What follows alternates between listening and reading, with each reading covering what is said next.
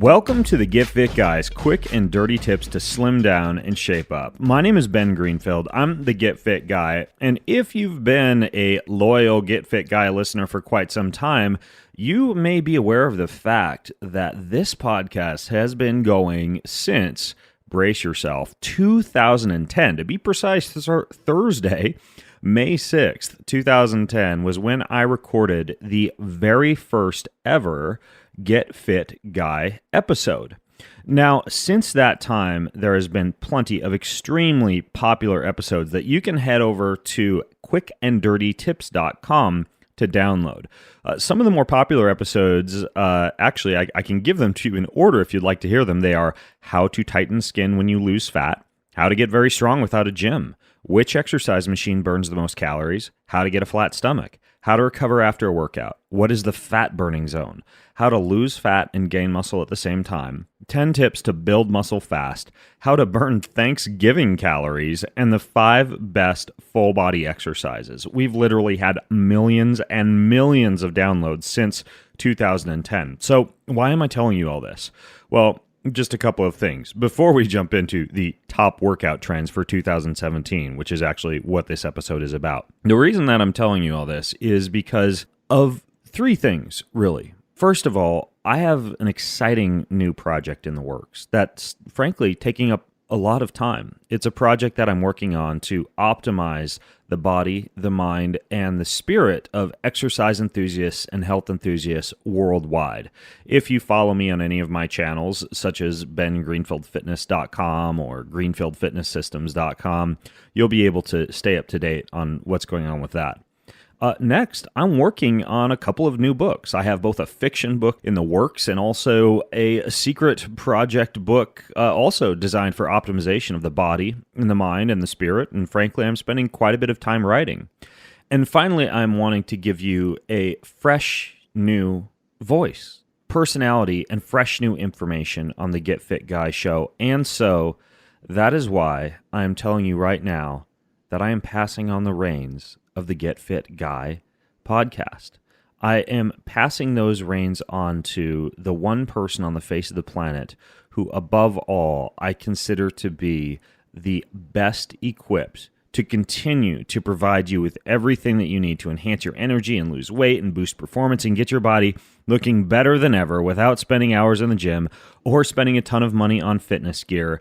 And his name is Brock Armstrong. He's right here with me now. Brock, hello. Hey, folks. How's it going, everybody? And if you aren't familiar with Brock, you may not know that he is actually my sidekick over on the Ben Greenfield Fitness Show, but he also has extensive experience in the fitness, the movement, and the wellness industry. He's worked with leading personal trainers, coaches, and wellness consultants, including Monica Reinagel, our own nutrition diva here at quickanddirtytips.com, Mark Sisson, Katie Bowman, Dave Asprey, Mark Devine, and he has an enormous understanding of functional movement, endurance training, muscle building, and the ever-important balance between performance and health. He's helped people all over the world achieve their goals and improve the quality of their life. He was a blogger for the Canadian runner magazine irun.ca, and in addition to being a guest and a co-host on my own podcast, he's also been on the Primal Endurance Show, the Endurance Planet Show, and the Whole Athlete. And you can also check out his workplace wellness podcast over at workplacehero.me. He also runs skywalkerfitness.ca, which is a company that has helped hundreds of people cross the finish line of races like marathons and triathlons since 2011. And Brock, who I guarantee you're going to get to know very well over the next several Get Fit Guy episodes, is a certified personal trainer. He's a certified running coach. He is what is called an NCCP and CAC triathlon coach. He is a group fitness leader. He's on the advisory board of the Primal Health Coach Training. He's a member of my own Superhuman Coach Network. He's an instructor for the Bulletproof Training Institute. And here is an interesting anecdote about Brock. He is also a former professional ballet dancer. It's true. It is true. It is true. You can probably point your toes better than just about anybody out there, I would imagine. At least I could 25 years ago. If you haven't yet picked it up based on his accent, Brock lives in Canada, Vancouver, BC, with his partner Eleanor, along with several bicycles, and he is your new Get Fit Guy host. So please join me in welcoming Brock Armstrong as the new Get Fit Guy. Welcome, Brock. Thank you so much, Ben. It really is an honor. I can't wait to dig in and start producing this show and really getting to know the audience out there as well. So thanks for this opportunity, everybody. Absolutely. And I decided it would be fun, just so you can get to know Brock and the way that he thinks and talks and teaches a little bit better. I thought that I'd ask him and also let you know my own thoughts on the top workout and fitness trend predictions that we both have for the remainder of this year, the year that this podcast is being recorded, 2017. So that being said, Brock, what would you say is going to be the top trendy thing coming down the pipeline that's going to change fitness and the exercise and workout scene for the remainder of 2017? If you could put your finger on one thing that you'd choose. Ooh, one thing. Well, this isn't a brand new thing, but I really do see the wearable technology systems, things like Fitbits, things like Garmin, things like the Apple Watch. They're all becoming so much more accurate and so much more useful these days that I just see them taking on a whole new role in how we quantify and execute our fitness these days. So I think, although it's not brand new, I think they're really going to solidify their hold on the fitness world this year. I was going to say, Fitbits and Jawbones, etc., they've been around for a while. So are you saying that you think they're just going to begin to measure more than they currently measure, or that they're going to become easier to use or have simpler to operate interfaces?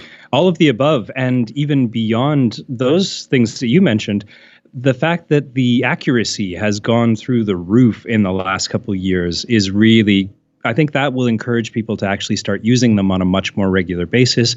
It's actually giving us much more useful data too. For the longest time, even the heart rate sensors were all over the map. The accuracy, I think, was only 23%, and in some of them it was even lower than that.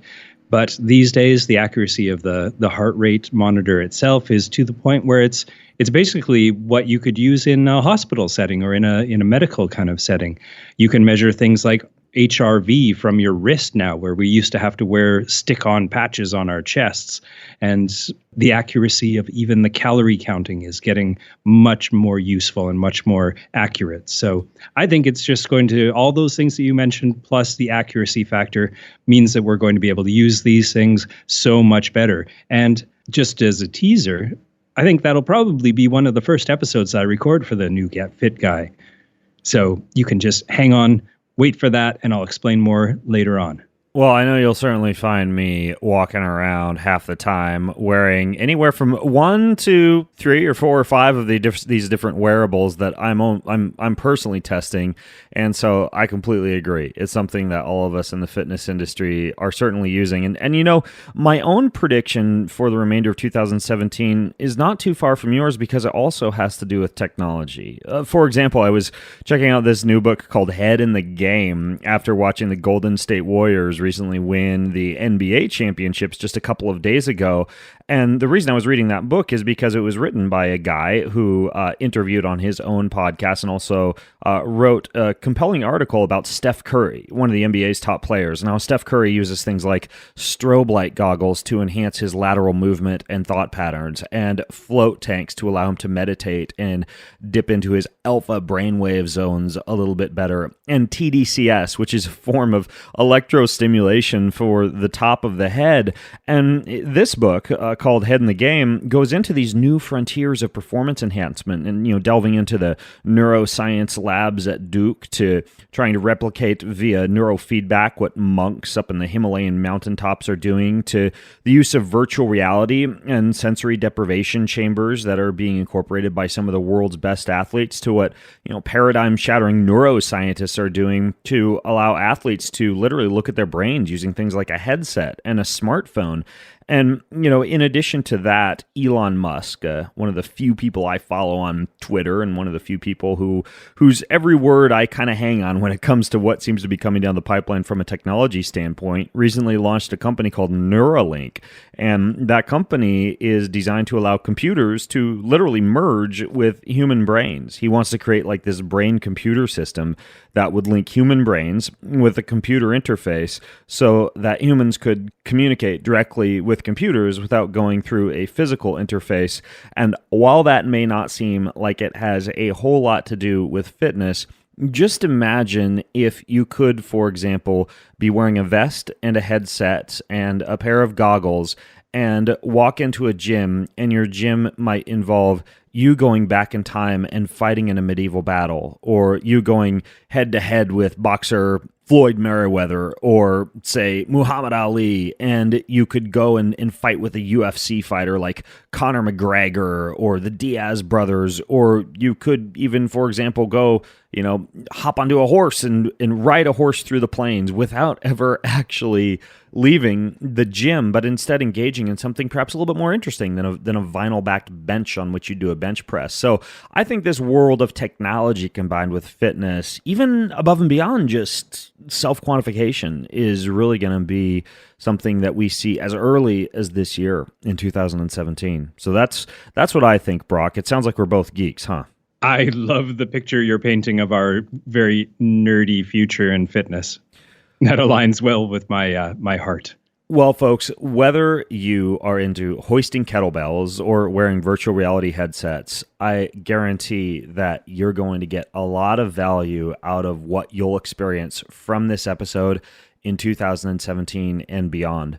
The past 7 years have been a wild ride. I hope that I've presented a lot of value to you. I hope that you also know that the hundreds of episodes that I've recorded are all going to be available along with their transcriptions and their audios absolutely free over at Quick and Dirty Tips until the rest of all time or until the internets break.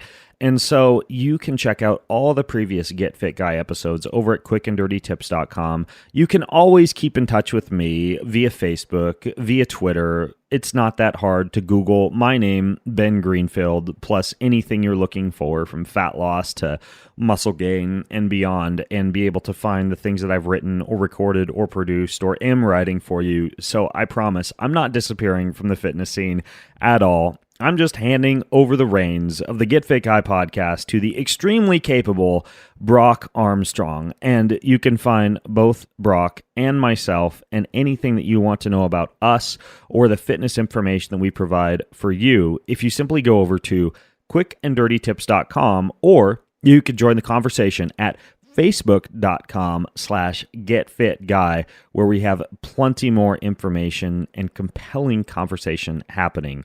And so I suppose at this point, this would normally be the time at which I say, until next time, I'm Ben Greenfield asking you, what are you waiting for? Go get fit. But perhaps I should instead ask Brock what his signing off statement is going to be, if he has one yet. Ooh, I don't have one yet, but I'll think of a good one, I promise. Let me teach it to you, Brock. It goes like this. Okay. And until next time, it's me, Brock Armstrong. It's me, Brock Armstrong. Asking you. What are you waiting for? What are you waiting for? Go get fit. Go get fit, folks. Dun dun dun dun dun dun dun. Dun dun dun dun dun dun. See you later, folks.